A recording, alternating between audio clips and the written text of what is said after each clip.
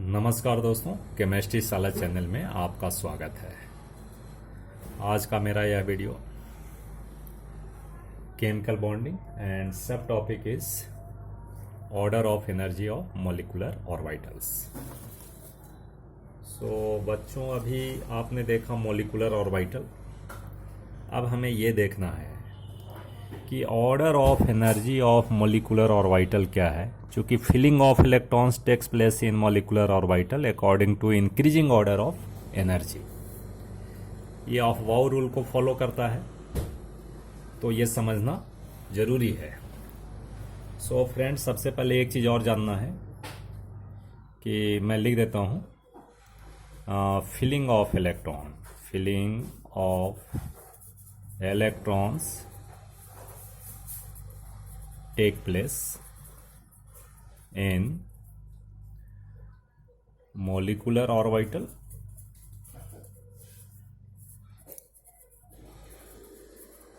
orbitals according to increasing order of energy, increasing order of energy। एक तो ये है, और सेकेंड एक चीज़ और समझना है कि molecular orbitals can have maximum of two electrons. ठीक है दोस्तों, 2 इलेक्ट्रॉन से ज़्यादा नहीं होगा। ठीक है, अब देखिए increasing order of energy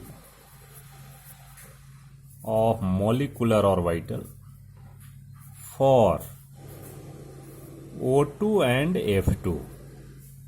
O2 and F2 के लिए दोस्तों अलग है, it is experimentally it is observe, right, और बाकी के लिए अलग है। तो हमें 2 चीज़ याद रखना पड़ेगा जो कि बहुत ही सिंपल है। देखिए, इसके अनुसार इसका ऑर्डर होगा सिग्मा 1s, जो कि मैंने बताया इसकी एनर्जी सबसे कम होती है। इसके बाद एंटी बॉन्डिंग 1s, उसके बाद सिग्मा 2s, उसके बाद anti bonding sigma star 2s, इसके बाद सिग्मा 2pz, सिग्मा बॉन्ड बनता है। इसके बाद पाई 2px equal to pi 2py। ये दोनों की एनर्जी इक्वल होती है भाई। अगर 2 इलेक्ट्रॉन है तो दोनों में एक एक जाएगा। ठीक है, इसके बाद anti bonding pi 2px equal to anti bonding 2py, and this is anti sigma 2pz। तो ये जो ऑर्डर है फॉर O2 एंड F2 के लिए है दोस्तों, ये O2 और F2 के लिए है। एंड फॉर अदर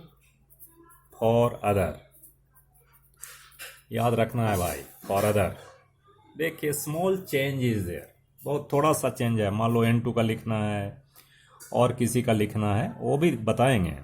अब देखिए सिग्मा 1s,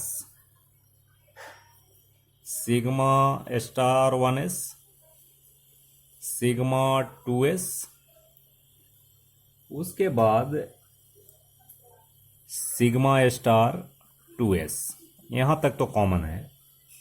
अब यहाँ क्या है कि यहाँ इसकी एनर्जी थोड़ी कम हो जाती है इससे, तो हमें क्या लिखना है भाई, यहाँ लिखना है पाई 2px equal to pi 2p/, ये दोनों की एनर्जी बराबर। उसके बाद सेम ये लिखना है सिग्मा 2pz, इसके बाद this is pi star 2px pi star 2p by, ठीक है, and last one is sigma star 2p Z. तो ये फॉर अदर के लिए है। अब इसमें दोस्तों हम बहुत सारे चीज़ प्रिडिक्ट करते हैं। क्या प्रिडिक्शन होता है? देखो, प्रिडिक्शन होता है कि किसकी स्टेबिलिटी ज़्यादा है, ठीक है, कौन सा पैरामैग्नेटिक है, डायामैग्नेटिक है, ये सारे चीज़ हम पता करते हैं on the basis of molecular और वाइटल, ठीक है। तो प्रिडिक्शन क्या क्या हो सकता है? मॉलिक्यूलर बिहेवियर, मैग्नेटिक बिहेवियर क्या हो सकता है भाई? तो या तो पैरामैग्नेटिक हो सकता है, पैरामैग्नेटिक, और एक होता है एंटी या डायामैग्नेटिक। अब देखो, बॉन्डिंग या एंटी बॉन्डिंग मॉलिक्यूलर और वाइटल में अगर अनपेयर्ड इलेक्ट्रॉन है, अनपेयर्ड इलेक्ट्रॉन, ठीक है, तो वो पैरामैग्नेटिक होगा। और सभी अगर पेयर्ड इलेक्ट्रॉन होंगे, पेयर्ड इलेक्ट्रॉन, तो वो डायामैग्नेटिक होगा। सेकंड, हम लोग स्टेबिलिटी पर पता करते हैं, स्टेबिलिटी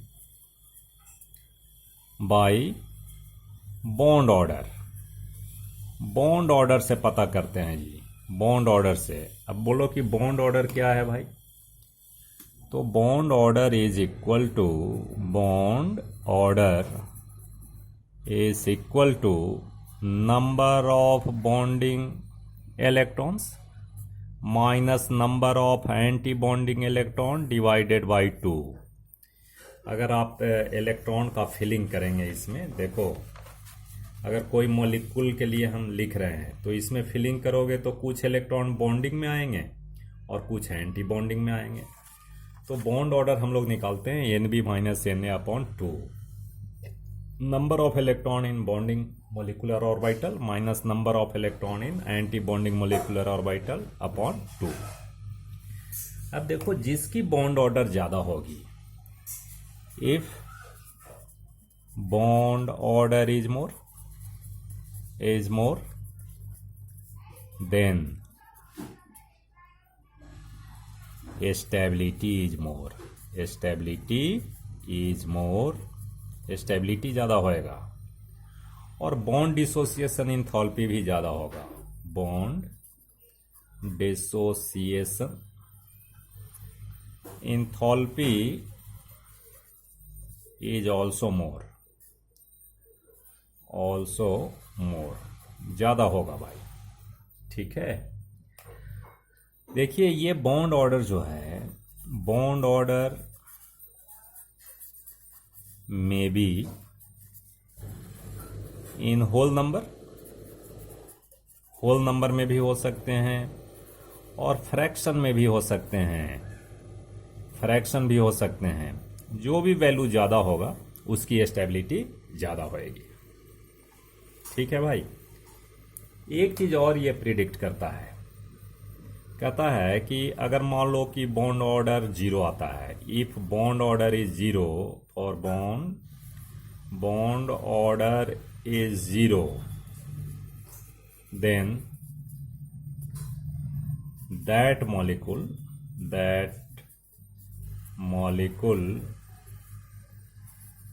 डज नॉट एग्जिस्ट। वो एग्जिस्ट नहीं करेगा भाई, वो मॉलिक्यूल एग्जिस्ट नहीं करेगा। देखो, अब एक मैं बताता हूँ, एक एग्जांपल मैं बताता हूँ। जैसे मान लो क्वेश्चन आ गया कि helium 2 does not exist, why? ऐसा क्वेश्चन आ गया जी कि हीलियम 2 जो है एग्जिस्ट नहीं करता, ये नहीं होता है। तो हम क्या करेंगे? मोलिकुलर ऑर्बिटल डायग्राम लिखेंगे इसका। अब कैसे लिखेंगे, एक थोड़ा ये लिखने के लिए मैं बता रहा हूँ और एक और बताऊँगा बाद में।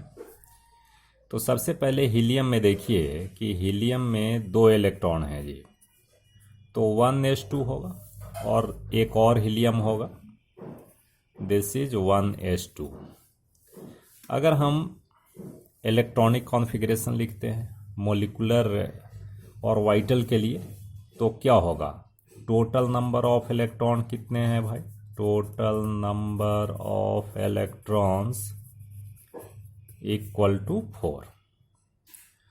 तो अब कैसे लिखेंगे, सिग्मा 1s 2 इलेक्ट्रॉन, 2 से ज़्यादा नहीं होगा, उसके बाद सिग्मा स्टार 1s2 हो गया, 4 इलेक्ट्रॉन कंप्लीट। अब हम बॉन्ड ऑर्डर निकालते हैं। इसमें देखो अनपेयर्ड इलेक्ट्रॉन तो है नहीं, तो हम कह सकते हैं कि भाई डायामैग्नेटिक हो सकता है, डायामैग्नेटिक। लेकिन अभी तो एग्जिस्टेंस है कि नहीं यही जानना है। मैं ऐसे बता रहा हूँ कि अगर इस तरह का आए तो डायामैग्नेटिक लिख सकते हैं, इस केस में नहीं। अब बॉन्ड ऑर्डर कैलकुलेट करो, बॉन्ड ऑर्डर। बॉन्ड ऑर्डर क्या लिखोगे भाई, तो नंबर ऑफ बॉन्डिंग इलेक्ट्रॉन, तो bonding NB minus Na/2। NB कितना है जी, 2 है, ये 2 है अपॉन, यानी 0/2 इक्वल टू 0। इसका मतलब है कि there is no bond, no bond exist in between helium 2, है कि नहीं। क्योंकि बॉन्ड ऑर्डर क्या आ रहा है, बॉन्ड ऑर्डर 0 है। बॉन्ड ऑर्डर कितना है जी, bond order 0। Hence He2 does not exist. ठीक है बच्चों, तो इस तरह से हम करते हैं। और अगर आए कि भाई इसका मॉलिक्यूलर और वाइटल डायग्राम बनाइए, तो मॉलिक्यूलर और वाइटल डायग्राम भी ऐसे बना सकते थे। देखो कैसे बनाएंगे, जैसा कि मैंने बताया है, दिस इज 1s और 1s में 2 इलेक्ट्रॉन है, और इधर भी एक बना लीजिए दूसरे हीलियम के लिए, this is 1s2, 1s2, this is the configuration. कैसा बनेगा भाई, इस तरह का बनेगा। ये 2 बनेंगे, 2 एटॉमिक ऑर्बिटल है तो 2 मॉलिक्यूलर ऑर्बिटल बनेगा। एक बनेगा sigma 1s anti sigma 1s। इसमें अब बताओ, इसमें 2 इलेक्ट्रॉन होंगे और फिर इसमें होंगे, तो इलेक्ट्रॉन हम कैसे भरेंगे भाई मॉलिक्यूलर ऑर्बिटल डायग्राम में, ऐसा। ठीक है कि नहीं। अब इसका बॉन्ड ऑर्डर 0 होता है, इसलिए हीलियम 2+ एग्जिस्ट नहीं करता। और ये आपका हो गया molecular orbital diagram, this is energy and this is your molecular orbital diagram of helium 2। इसी तरह से आप एक्सप्लेन कर सकते हैं कि लिथियम Li2 एग्जिस्ट नहीं करता, तो इसी बेस पे आप करेंगे। ठीक है दोस्तों, अब इसके बाद आपको बताया जाएगा कि कुछ मॉलिक्यूल्स में हम कंपेयर करते हैं कि स्टेबिलिटी उसकी क्या है जी। जैसे ऑक्सीजन है, ऑक्सीजन प्लस है, ऑक्सीजन माइनस, किसकी स्टेबिलिटी ज़्यादा होगी, कौन पैरामैग्नेटिक होगा, हम लोग इसी से पता करते हैं on the basis of molecular orbital diagram, उससे हम लोग पता कर लेते हैं। तो नेक्स्ट वीडियो में मैं वो चीज़ मैं देखूंगा।